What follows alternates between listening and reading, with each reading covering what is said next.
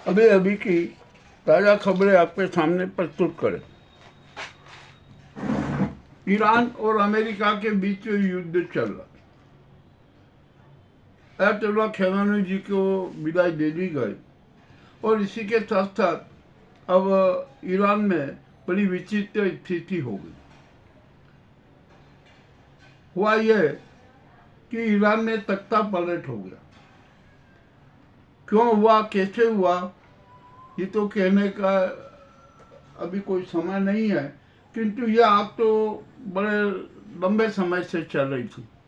IRGC ने Iran पर अपना कब्जा कर लिया। विदेश मंत्री अगाराची और राष्ट्रपति पेजेकिशियान को घर में नजरबंद कर दिया गया है। अब उनका कुछ भी नहीं, उनके सारे अधिकार समाप्त। अब यहाँ पर आईआरजीसी का ही साम्राज्य चलेगा। वो जैसा चाहेगी वैसा ईरान में होगा। यानी ईरान में तख्ता पलट हो गया, स्थिति और नाजुक हो गई। और मोहतबा खेमनोई क्या करेंगे अभी कुछ कह नहीं सकते। अगर खैर वो तो शायद कोमा में है, वे कुछ बोलेंगे भी नहीं, तो आईआरजीसी का ही राज चलेगा। दूसरी तरफ यह समाचार आया कि अमेरिका ने ईरान के 90 स्थानों पर हमला किया तो क्या किया जाए, किया ना। भारी तबाही मची है, बड़ा वो हुआ है। होर्मुज में भी बड़ा संघर्ष चल रहा है। अब देखते हैं आईआरजीसी कैसे क्या करती है। यह भी मामला बड़ा विचित्र हो गया। मोसाद भी ईरान में पूरी एक्टिव है।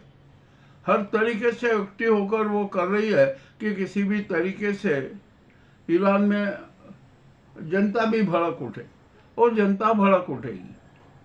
अब मामला बड़ा विचित्र हो गया। अब देखते क्या होगा। और अभी अभी जैसा समाचार आया कि ट्रंप ने ईरान पर हमला करके फिर गलती कर दी, और गलती करना नहीं चाहिए थी। अब गलती कर दी तो उसका खामियाजा भी भुगतना पड़ेगा। तो ट्रंप ने एक निर्णय लिया, और वो निर्णय भी बड़ा घातक है, जो विश्व के लिए और मानव समाज के लिए, मानव जाति के लिए अति घातक है। संभव है अमेरिका अपनी प्रतिष्ठा बचाने के लिए ईरान के अनेक क्षेत्रों में परमाणु बम से हमले कर दी। और यदि परमाणु बम से हमले कर दिए गए ना, तो स्थिति बेहद नाजुक हो जाएगी। अब इस स्थिति को देखते हुए रूस, चीन और उत्तर कोरिया भी सक्रिय हो गए। वे ईरान के साथ खड़े हो गए। अब आईआरजीसी किस प्रकार का निर्णय करेगी ये चलेगा, किसी भी ईरानी नेता का कोई काम नहीं।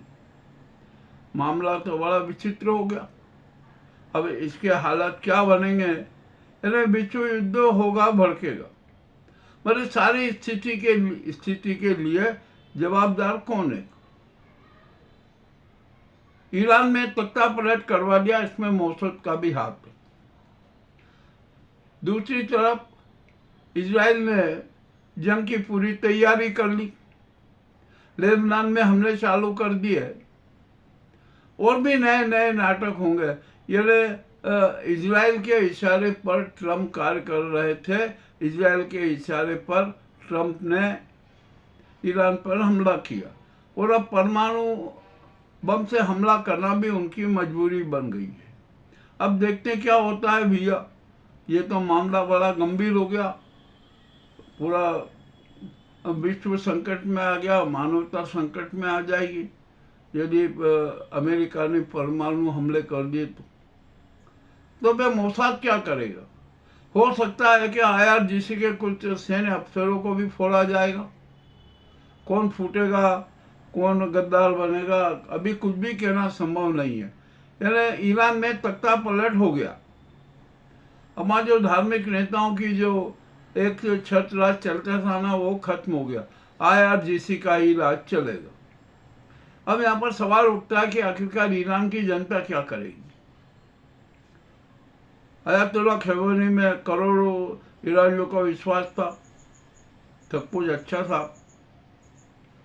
वो तबाह के प्रति भी जनता में सहानुभूति थी, किंतु अब सब खत्म हो गया। अब तो IRGC के जो सैन्य अफसर है ना, वो ही पूरे ईरान का संचालन करेंगे, कहाँ कहाँ किस प्रकार का कार्रवाई करना है, कदम उठाना, ये सब सेना तय करेगी। अब किसी भी वहाँ ईरान में नेता की जरूरत नहीं है। ये स्थिति बड़ी विचित्र हो गई। अब ठीक है भैया, क्या करें, जो ये होना था वो तो हो ही गया। अब देखते हैं बीच में क्या हालत बनी। अब थोड़ा हम भारत पर भी चर्चा कर लें। भारत में स्वदेशी आतंकी गैंग के नाटक चरम पर हैं। मंदिरों में लूट, आराधना स्थलों में लूट, सब जगह लूट, जनता की लूट। अब क्या किया जाए, यहाँ पर होगा क्या? राम मंदिर का क्या होगा? राम मंदिर को तो लूट लिया, खा गए सारे डकैत। राजनीति और धर्म के पंडे और गुंडे चट कर गए।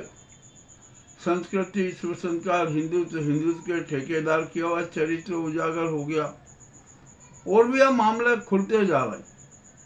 हमारे यहाँ मध्य प्रदेश में 2 स्थानों पर भी भारी घोटाले हो गए। अभी ताजा घोटाला तो आगर जिले के नरखेड़ा तहसील में माँ बुकड़ामुखी मंदिर में भी शातिर ढंग से चोरी हो गई। गैर शासकीय समिति ने ही चंदा वसूली कर ली, सब कुछ वसूल लिया।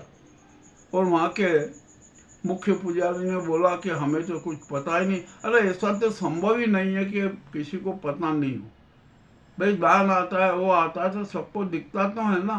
खैर, अब जो कि है, जिलाधीश प्रीति यादव ने 3 सदस्यीय समिति गठित कर दी है। जांच होगी, रिपोर्ट आई और उन्होंने समय सीमा बांधी के 7 दिन में पूरी रिपोर्ट चाहिए। अच्छी बात है, जो भी होगा ना सब कुछ उजागर हो जाए। अब यहाँ दूसरी बात आती है उज्जैन में। उज्जैन में महाकाल महालोक बना। योजना से लेकर निर्माण, उद्घाटन और आज तक किस प्रकार के शातिर खेल हो रहे हैं, ये किसी से छिपे नहीं है। करोड़ों का घोटाला हो गया, सब चुप हैं, सब मौन है। हो गया घोटाला तो हो गया, कौन करेगा, कौन जांच की बात करेगा?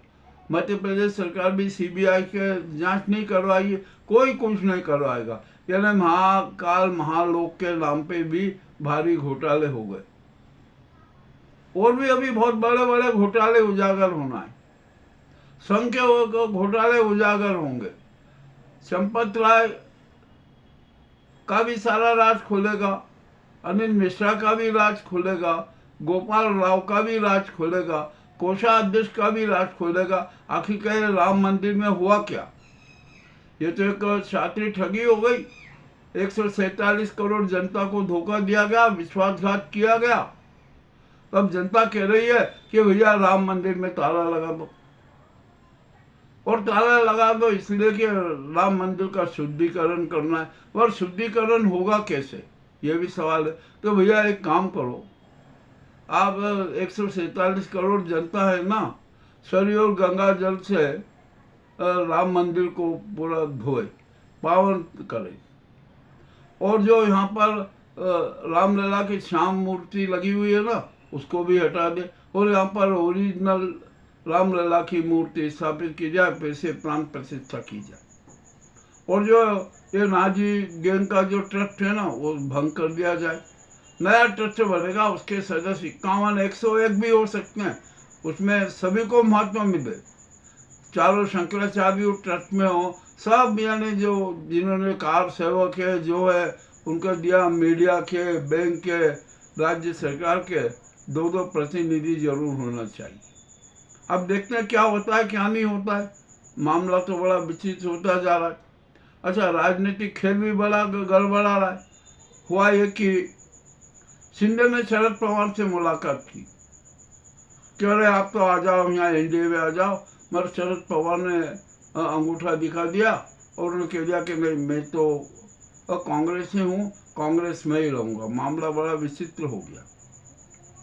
संघ समर्थित 41 सांसद है, उन्होंने भी मोदी के खिलाफ बगावत कर दी। अब यहाँ पर एक बड़ी राजनीति चली। अरे मोदी 75 साल के हुए, वो त्याग पत्र देने पछताए, तो मैं इसे गुजराती गैंग ने एक और दाव चढ़ा दिया कि मोहन भागवत भी 75 साल के हो गए हैं, वो भी अपना त्याग पत्र दे दे। चले मोहन भागवत हट गए तो कौन बैठेगा? नंबर 2 हसवाले जी और जो इसे गुजराती गैंग के दल्लेंगे। यानी संघ पर भी गुजराती गैंग ने अपना अधिकार करना शुरू कर दिया। अब इसके बाद में और आगे बढ़ते हैं। यहाँ पर हमारे देश में जितने भी मंदिर है ना, हिंदू मंदिर है, उनमें पंडित चिंटू घुस गए हैं और वहाँ पर भी अपने नाटक कर रहे हैं। तो अब ये जो भक्त है ना, उनको सोचना है कि भैया ये नाटक किस प्रकार का हो रहा है, क्यों हो रहा है, कैसे हो रहा है, इस बात की जांच होना चाहिए। मामला तो बड़ा विचित्र है। यानी धर्म की दुकान खोल दी गई है, धर्म के नाम पर जनता को धोखा दिया गया। मगर यहाँ गलती 147 करोड़ जनता की भी है। अरे ये दिखावे का धर्म दान बंद कीजिए, बंद कर लीजिए, कोई जरूरत नहीं है। आत्मदर्शन कीजिए, आत्मचिंतन कीजिए, अपना सच जानिए और जो हम अपने आप से दूर हो गए हैं ना, हम वापस सच्चे और नेक इंसान बन गए। परंतु ऐसा कोई करना नहीं चाहता। मामला तो बड़ा विचित्र हो गया। जो ये आज के कड़वे समाचार हमने आपके सामने प्रस्तुत किए ना, आपको कैसे लगे हमें अवश्य बताएं। बहुत बहुत धन्यवाद।